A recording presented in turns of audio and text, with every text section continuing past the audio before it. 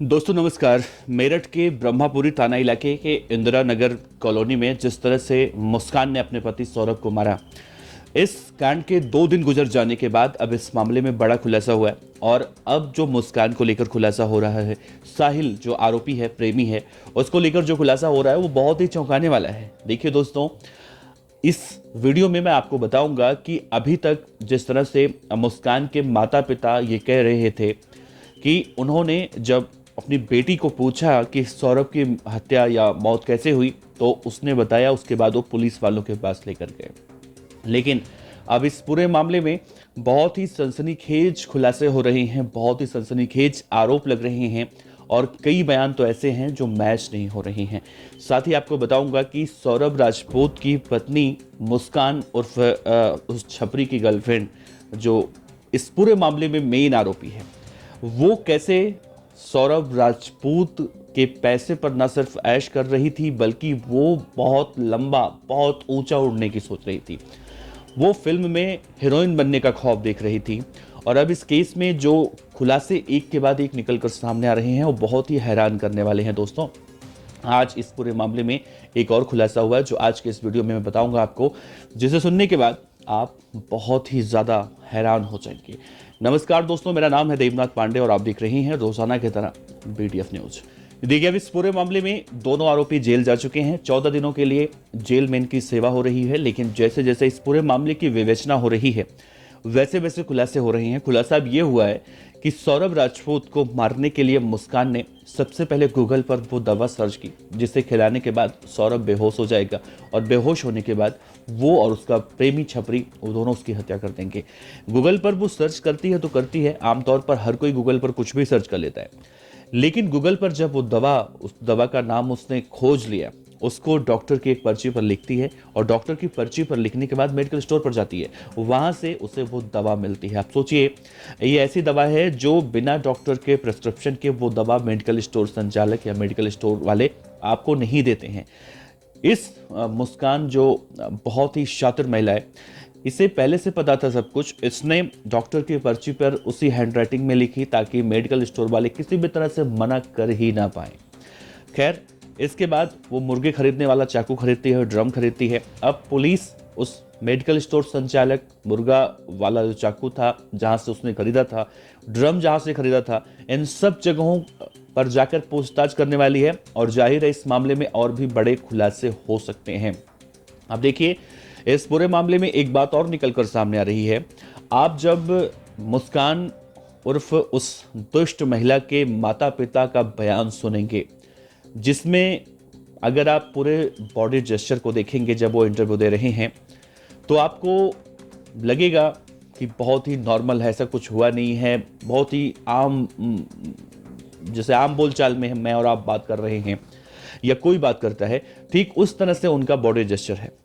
आखिर में उनके पिता रोने लगते हैं, फफक कर, अचानक से फफक कर रोने लगते हैं। और जितनी बातें वो कहते हैं, उतनी बातों को देखकर एक मन में तो कहीं ना कहीं ये होता है कि हो सकता है ये अपनी बेटी को फांसी की सजा दिलवाना चाह रहे हों। लेकिन दूसरा मन ये कहता है नहीं, ऐसा कैसे हो सकता है, क्योंकि भाई चेहरे का एक्सप्रेशन भी कोई चीज होती है, अंदर से भावनाएं भी आपके शब्दों में निकलती हैं।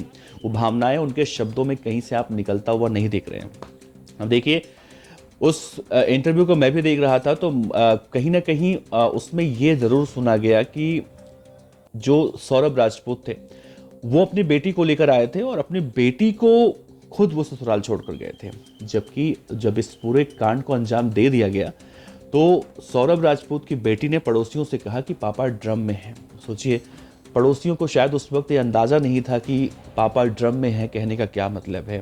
तो जाहिर सी बात है, अगर बच्ची इस बात को कह रही है, एक 5 से 6 साल की छोटी बच्ची, तो ये भी इसमें कोई शक नहीं है कि उस बच्ची के सामने ही उस महिला और उसके प्रेमी ने उसके बच्ची के पापा को या सौरभ राजपूत को मारकर उस ड्रम में फेंका होगा और बाद में वो खुद जाकर उस बच्ची को अपने मायके देकर आई हो। अगर ऐसा उसने किया है तो उसके माँ बाप अब ये क्यों कह रहे हैं कि बच्ची को सौरभ लेकर आए थे।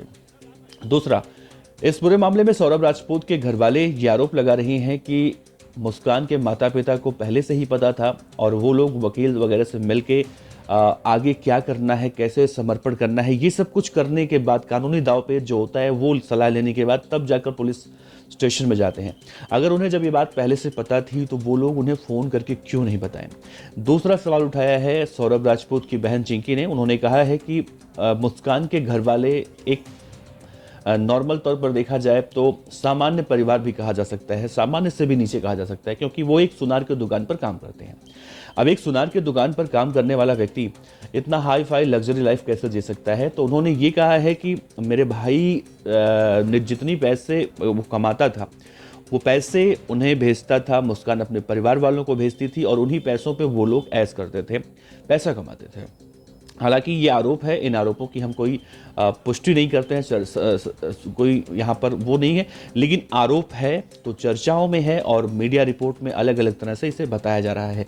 इसमें कितना सच है कितना झूठ है ये नहीं पता, लेकिन बहुत सारे सवाल ऐसे हैं जो सवाल पूछे जा रहे हैं। सवाल वो ये कि अगर सौरभ राजपूत अपनी बेटी को खुद ससुराल लेकर गए थे तो बेटी को ये कैसे पता कि पापा ड्रम में है। ये दोनों सवाल आपस में मैच नहीं करते हैं, क्योंकि उन्होंने कहा कि सौरभ ने बेटी को वहां पर छोड़ दिया था और उसके बाद वो लोग घूमने चले गए थे तो बेटी ऐसा क्यों कह रही कि पापा ड्रम में है।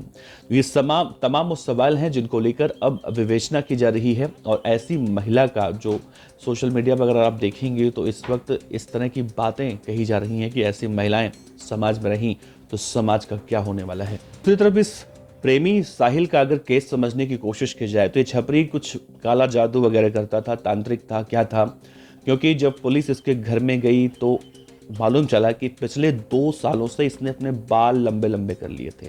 साधु सन्यासी बनने की सोच रहा था, तांत्रिक बनने की सोच रहा था, लाश के हाथ पैर काटकर उनके साथ विधि करने की सोच रहा था। क्या करने की सोच रहा था ये नहीं पता, लेकिन इसके कमरे की जो तस्वीरें निकलकर सामने आई हैं वो बहुत ही हैरत अंगेज हैं, बहुत ही डरावनी हैं, बहुत ही आश्चर्यजनक भी इसे कही जा सकती हैं।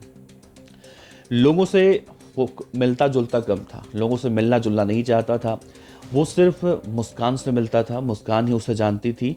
और उसने अपने कमरे में ऐसे ऐसे चित्र बनाए थे, चाहे वो धार्मिक हो या फिर डरावनी हो, भूतही हो, हॉरर हो, मतलब जिस तरह से उसने चित्र बनाए थे उस चित्र को वही समझ सकता है। दूसरा कोई अगर एक आम इंसान उस चित्र को देखेगा तो शायद उस कमरे में जा भी नहीं पाएगा। सौरभ की हत्या के बाद मुस्कान और साहिल दोनों उसके शरीर के 2 से 3 टुकड़े, चाहे वो सिर हो या फिर हाथ हो, वो लेकर उसी छपरी प्रेमी के घर पर गए थे। वहाँ पर कोई तंत्र साधना कर रहे थे, क्या कर रहे थे, लेकिन वहाँ पर जाकर वो पता नहीं क्या करे। उसके बाद कुछ देर बाद वापस आते हैं और अपना तंत्र साधना वगैरह करते हैं। लेकिन दीवारों पर जो तस्वीरें हैं डराने वाली, उसे देखकर कहीं ना कहीं अब लोग सकते में आ गए हैं, ये सोचकर कि भाई यहाँ पर हमारे मोहल्ले में क्या हो रहा था। साहिल का घर इंदिरापुरम में 3रे फ्लोर पर है। 2 मंजिला घर में साहिल अपनी नानी के साथ रहता है। उसका कमरा सबसे ऊपर है, ऊपरी मंजिल पर है। और वहीं ये घर है जहाँ पर साहिल बचपन गुजरा उसका। इसकी माँ जो है वो बचपन में ही शायद उनका डेथ हो गया था। इसके पिता नोएडा में रहते हैं। इसके नानी का कहना है कि मुझे नहीं पता वो क्या करता था, वो कंप्यूटर लैपटॉप में कुछ तो करता रहता था और नशा वगैरह करता था, नहीं करता था, उन्हें नहीं पता। उन्होंने कहा कि जब ये सब कुछ हुआ वो वहाँ पर नहीं थी। हालांकि वो बहुत ज़्यादा बुजुर्ग हैं और वो क्या ही बता पाएंगे, लेकिन ये बयान उनका निकल कर सामने आ रहा है। लेकिन साहिल का जो पड़ोसी है वो एक पड़ोसी कह रहा है कि साहिल की माँ जो है उज्ज्वला 18 साल पहले एक लंबी बीमारी की वजह से उनकी मौत हो चुकी है। उसके पिता ग्रेटर नोएडा नहीं, ग्रेटर नोएडा में एक प्राइवेट कंपनी में जॉब करते हैं। साहिल का एक बड़ा भाई भी है जिसका नाम आशीष है, वो लंदन में नौकरी करता है। और साहिल का एक छोटा भाई दिव्यांश है जो दिल्ली में रहकर पढ़ाई करता है। उसकी एक बहन भी है जो दिल्ली में रहकर नौकरी करती है। होली में पूरा परिवार इकट्ठा भी हुआ था। पड़ोसियों ने यह भी बताया कि साहिल ने अपनी जो पर्सनैलिटी थी वो आध्यात्मिक वाली बना रखी थी। उसके बाल लड़कियों की तरह लंबे थे। वो साधुओं की तरह बालों का जूड़ा बनाकर चलता था। अक्सर पीले और काले रंग का महाकाल लिखा हुआ कुर्ता पहनता था। इसके अलावा उसने अपने हाथों पर श्री यंत्र, महाकाल, शंकर की अलग अलग तस्वीरों के कई टैटू बनवा रखे थे उसने। कई बार उसे देखकर लोगों को डर लगता था, इसीलिए कोई उससे बातचीत नहीं करता था। लेकिन देखिए दोस्तों, अगर वो इतना धार्मिक था, इतना आध्यात्मिक था, तो ड्रग्स के नशे में जिस तरह से वो पराई स्त्री के साथ संबंध बनाता था, ना सिर्फ संबंध बनाता था बल्कि उसे मारने की, उसके पति को मारने की जो प्लानिंग कर रहा था, ये सोचिए, सब चीज़ें बहुत डराती हैं। जब पड़ोसी और भी बहुत खुलासा कर रहे हैं तो उन्होंने कहा, कहीं ना कहीं उसने कहा कि उसने अपने दरवाजे पर लिखा था कि नमक स्वाद अनुसार। अब ये सब चीज़ें बड़ा मतलब लोगों को विचलित करती हैं। अकड़ औकात के अनुसार, मतलब स्वाद, नमक स्वाद के अनुसार, अकड़ औकात के अनुसार, कुछ इस तरह की बातें उसने अपने मेन गेट पर लिख रखी हैं। गेट को खोलने के बाद अंदर दीवारों पर चारों तरफ इस तरह की डरावनी तस्वीरें उसने बना रखी थी, धार्मिक तस्वीरें उसने बना रखी थी। उसके कमरे में सिगरेट, दारू, बियर, इन सब चीज़ों के बोतल वहाँ पर पड़े हुए थे। उसने हाथ की जो तस्वीरें ऐसे बनाई थी, दोनों हाथ में एक दूसरे को सिगरेट पास किया जा रहा है, कुछ इस तरह की तस्वीरें बनाई थी उसने।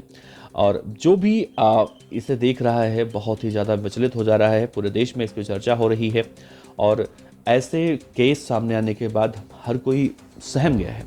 और ख़ास तौर से जो साहिल का मोहल्ला है या फिर सौरभ राजपूत की पत्नी मुस्कान का मोहल्ला है, ये लोग अब पूरी तरह से परेशान हो चुके हैं। अब देखिए एक चीज़ और निकल कर सामने आ रही है कि मुस्कान जो हीरोइन बनना चाहती थी और इसके लिए लंदन से ब्रिटिश पाउडर लेकर सौरभ आया था। और ये खुलासा सौरभ राजपूत के छोटे भाई बबलू ने खुलासा किया है कि सौरभ लंदन से लाखों का पाउडर लेकर आया था। मुस्कान हीरोइन बनना चाहते थे, जिसके लिए वो घर से पहले भी एक बार भाग चुकी थी। मतलब उसे फिल्म इंडस्ट्री में जाकर बड़ी बड़ी हीरोइनों को पीछे छोड़ना था और वो बड़ा हीरोइन बनना चाहती थी। अब देखिए जो ड्रम बेचने वाला व्यक्ति है, जिसका नाम सैफुद्दीन बताया जा रहा है, वो कह रहा है कि पुलिस के पूछताछ में कि जब उसकी पत्नी मुस्कान ड्रम खरीदने के लिए आई थी तो दुकानदार ने बताया कि 1100 का ड्रम है, तो उसने मोल भाव भी नहीं किया, उठाया 1100 और दे दिया उसको कि ले जाओ भाई। तो उसे इस बात का तो शक हुआ कि हर कोई देखा जाता है अमूमन, खासतौर से महिलाएं जब किसी सामान को खरीदती हैं तो दुकानदार उसे 100-150 एक्स्ट्रा ही बताते हैं कि महिलाएं तो कम से कम बार्गेनिंग करेंगी, कम कराएंगी, लेकिन इस महिला ने कम नहीं कराया, 1100 का 1100 दिया और वहाँ से चलती बनी। और इसने ये कहा था कि उसे अनाज रखना है और उन्होंने कहा कि जो लोग जाते हैं हमारे यहाँ से ड्रम खरीद कर, खासतौर से उसमें दूध, अचार, आटा, ये सब सामान उसमें स्टोर करते हैं। यही सोचकर बहुत ख़राब लग रहा है उसे कि भाई इसमें लाश उसने रखा था। उसे बहुत ज़्यादा वो हो रहा है, गिल्टी फील हो रहा है कि अगर मैंने उसे बेचा नहीं होता तो शायद बच जाता, लेकिन अगर वो नहीं बेचता तो कहीं और से खरीद लेती। मरना तो उसका फिक्स था, वो जो सोच के रखी थी वो तो कहीं ना कहीं फिक्स था वो। तो ये साफ तौर से विवेचना हो रही है, विवेचना में कई खुलासे हो रहे हैं दोस्तों आप साहिल, मुस्कान या फिर मुस्कान के घर वाले कितना सच बोल रहे हैं? अगर सोचिए, घर वाले भी अगर सच बोल रहे हैं कि मुस्कान का पति सौरभ अपनी बेटी को मुस्कान के घर में छोड़कर गया था, तो मुस्कान ने ये कैसे देखा कि उसके पापा ड्रम में हैं? पड़ोसी क्या झूठ बोल रहे हैं? पड़ोसी को झूठ बोलने की ज़रूरत क्या है? तो ये तमाम सवाल हैं जो सवाल अब निकल कर सामने आ रहे हैं। लेकिन इस केस में क्या कुछ लोग हैं जिन्हें बचाने की कोशिश की जा रही है? और मुस्कान तो खैर जेल में है, आरोपी जेल में है, लेकिन और भी 2-3 लोग ऐसे हैं जो बचने की कोशिश कर रहे हैं या फिर मुस्कान उन्हें बचाने की कोशिश कर रही है। ये खैर बहुत जल्दी खुलासा हो जाएगा, क्योंकि पुलिस अब इस पूरे मामले में हाथ धोकर पीछे पड़ चुकी है, इन्वेस्टिगेशन कर रही है। क्योंकि ये मामला सिर्फ मेरठ का नहीं है, ये मामला पूरे देश का बन चुका है। देश भर की निगाहें इस पर टिकी हुई हैं। आपका क्या कहना है बताइएगा।